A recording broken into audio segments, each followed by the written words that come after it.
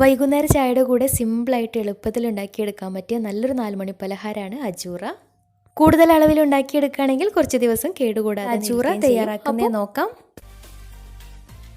അപ്പോൾ അതിനായിട്ട് ആദ്യം തന്നെ ഒരു പാത്രം സ്റ്റൗവിൽ വെച്ചിട്ട് അതിലേക്ക് 2.5 കപ്പ് വെള്ളം ഒഴിച്ചു കൊടുക്കാം. അപ്പോൾ ഞാൻ കുറച്ച് കൂടുതൽ ഉണ്ടാക്കുന്നുണ്ട്. അപ്പോൾ നിങ്ങൾക്ക് വേണമെങ്കിൽ ഇതിൻ്റെ പകുതി അളവ് എടുത്തിട്ട് പകുതി ഉണ്ടാക്കിയാലും മതി. എന്നിട്ട് ഇതിലേക്ക് പാകത്തിന് ഉപ്പും കൂടെ ചേർത്ത് അടച്ച് വെച്ച് തിളക്കുന്ന വരെ വെയിറ്റ് ചെയ്യാം. അപ്പോൾ വെള്ളം നന്നായിട്ട് തിളച്ച് വന്നാൽ അതിലേക്ക് 3 കപ്പ് അരിപ്പൊടി ചേർത്തിട്ട് നന്നായിട്ടൊന്ന് മിക്സാക്കി എടുക്കണം. ഈ ഒരു സമയത്ത് ഫ്ലെയിം ലോ ഫ്ലെയിമിലാക്കിയിട്ട് ഒന്ന് മിക്സാക്കി എടുക്കാം. അപ്പോൾ ഒരു 3 മിനിറ്റ് നന്നായിട്ടൊന്ന് മിക്സാക്കി എടുത്തതിന് ശേഷം ഫ്ലെയിം ഓഫ് ചെയ്തിട്ട് ഇളം ചൂടോടുകൂടി തന്നെ ഒരു തളികയിലേക്ക് ഇട്ടിട്ട് നന്നായിട്ടൊന്ന് കുഴച്ചെടുക്കണം.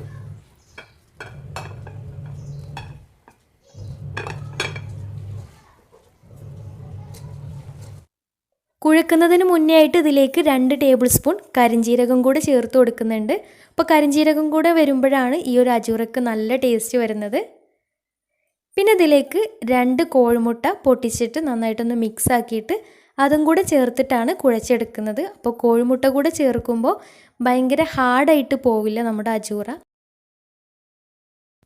അപ്പോൾ കരിഞ്ജീരകം ആദ്യം എല്ലാ ഭാഗത്തൊന്നും മിക്സാക്കി വെച്ചിട്ടുള്ള കോഴിമുട്ട കൂടെ ചേർത്തിട്ട് നന്നായിട്ടൊന്ന് കുഴച്ചെടുക്കാം. അപ്പോൾ നമ്മൾ പത്തിരിക്കൊക്കെ കുഴച്ചെടുക്കുന്ന രീതിയിൽ നല്ല സോഫ്റ്റായിട്ട് നല്ല മയത്തിൽ നന്നായിട്ട് തന്നെ കുഴച്ചെടുക്കാം.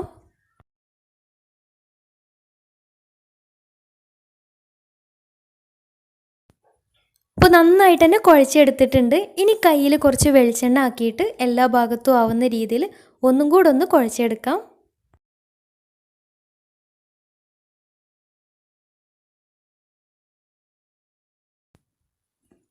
എന്നിട്ട് ഇതിൽ നിന്നും കുറച്ച് മാവ് എടുത്തിട്ട് ഇതുപോലെ നീളത്തിൽ ഉരുട്ടിയെടുത്തിട്ട് അതിൽ കുറച്ച് വെളിച്ചെണ്ണ ആക്കിയിട്ട് ചെറിയ ബോൾസാക്കി എടുക്കാം. അപ്പോൾ ഈ ഒരു വലുപ്പത്തിലാണ് ഉരുട്ടിയെടുത്തിട്ടുള്ളത്. അപ്പോൾ ഇതുപോലെ ബാക്കിയുള്ളതും ഉരുട്ടിയെടുക്കാം.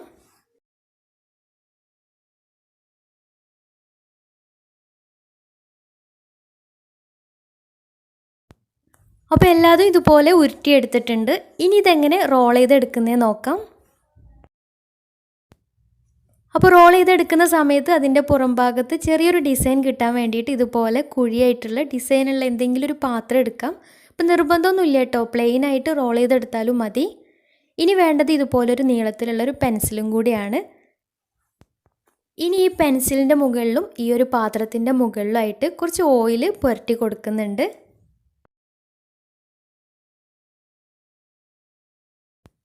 എന്നിട്ട് പ്രസ്സിൽ 3-4 ബോൾസ് ഒരുമിച്ച് വെച്ചിട്ട് ഒന്ന് പരത്തിയെടുത്തിട്ട് ഇതുപോലെ പെൻസിൽ വെച്ചിട്ട് ഒന്ന് ഉരുട്ടിയെടുക്കാം, ഒന്ന് റോൾ ചെയ്തെടുക്കാം. എന്നിട്ട് പെൻസിലിൽ നിന്നും വേറൊരു പാത്രത്തിലേക്ക് മാറ്റാം. അപ്പോൾ പെൻസിലിൽ ഓയിൽ പുരട്ടിയത് കാരണം പെട്ടെന്ന് തന്നെ വിട്ട് കിട്ടും. അപ്പോൾ ഇടയ്ക്കിടയ്ക്ക് പെൻസിലിൽ ഓയിൽ തേച്ച് കൊടുക്കാൻ മറക്കരുത്, ഒട്ടിപ്പിടിക്കരുത്. പിന്നെ ഒരുപാട് പ്രസ് ചെയ്തിട്ട് ഉരുട്ടിയെടുക്കുകയും ചെയ്യരുത്. അങ്ങനെയാകുമ്പോൾ പെൻസിലിൽ നന്നായിട്ട് ഒട്ടിപ്പിടിക്കും. അപ്പോൾ അതൊക്കെ ഒന്ന് ശ്രദ്ധിക്കുക.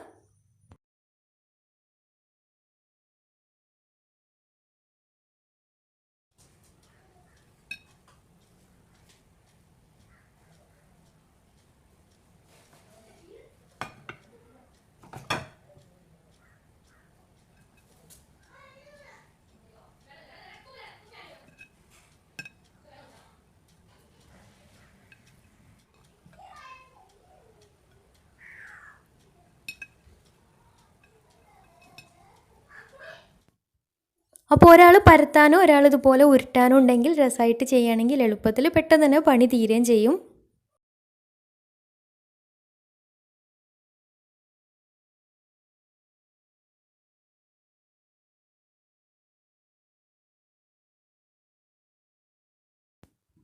അപ്പോൾ ഇവയെല്ലാം റോൾ ചെയ്തെടുത്തിട്ടുണ്ട്. ഇനി ഇത് ഫ്രൈ ചെയ്തെടുക്കാം.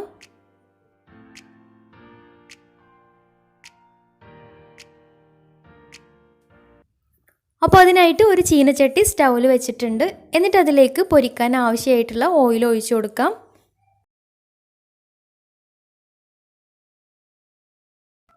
അപ്പോൾ എണ്ണ നന്നായിട്ട് ചൂടായി വന്നാൽ അതിലേക്ക് കുറച്ചായിട്ട് ഇട്ടിട്ട് ഫ്രൈ ചെയ്തെടുക്കാം. അപ്പോൾ അങ്ങോട്ടും ഇങ്ങോട്ടൊക്കെ തിരിച്ചു മറിച്ചിട്ടിട്ട് നല്ല നെരിഞ്ഞ് ചെറുതായിട്ടൊന്ന് കളറ് മാറി നന്നായിട്ട് മൊരിഞ്ഞ് വരുന്നവരെ ഫ്രൈ ചെയ്തെടുക്കാം. അപ്പോൾ മീഡിയം ടു ഹൈ ഫ്ലെയിമിലിട്ടിട്ടാണ് ഫ്രൈ ചെയ്തെടുക്കുന്നത്. അപ്പോൾ കളറൊന്ന് ചെറുതായിട്ട് മാറി നന്നായിട്ട് മൊരിഞ്ഞ് വന്നാൽ എണ്ണയിൽ നിന്ന് മാറ്റാം.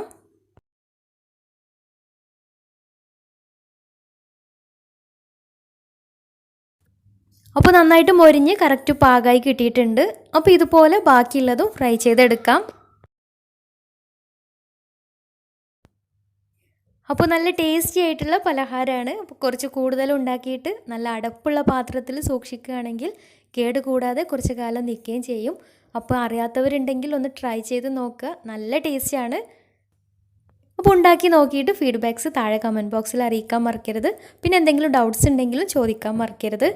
അപ്പോൾ ഇന്നത്തെ വീഡിയോ ഇഷ്ടമായെന്ന് വിചാരിക്കുന്നു. ഇഷ്ടമായെങ്കിൽ ലൈക്ക് ചെയ്യുക, ഫ്രണ്ട്സ് റിലേറ്റീവ്സിനൊക്കെ ഷെയർ ചെയ്യുകയും ചെയ്യുക. അതുപോലെ തന്നെ ചാനൽ സബ്സ്ക്രൈബ് ചെയ്യാത്തവരുണ്ടെങ്കിൽ സബ്സ്ക്രൈബ് ചെയ്യാനും മറക്കരുത്. അപ്പോൾ നല്ലൊരു വീഡിയോയുമായി വീണ്ടും വരാം. അതുവരെ take care, bye. Thanks for watching.